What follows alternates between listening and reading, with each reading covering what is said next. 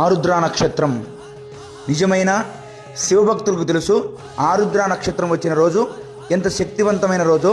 అటువంటి రోజు సోమవారం కలిసి వచ్చింది. గమనించాలి, ఆరుద్ర నక్షత్రము సోమవారము రెండూ కూడా కలిపి వచ్చిన రోజు ఈ అక్టోబర్ 13 సోమవారము. ఎంత మహిమాన్వితమైన పర్వదినం అంటే ఆ రోజు శివభక్తులకు ఒక మహాశివరాత్రి లాంటిది ఆ రోజు. కాబట్టి శివభక్తులందరూ కూడా ఆ రోజు శివాలయానికి వెళ్ళండి, అభిషేకాన్ని చేయించండి, కుదిరితే అభిషేకాన్ని చూడండి, ఆ పరమేశ్వరుడి యొక్క కృపకు పాత్రులు కండి. హర హర మహాదేవ.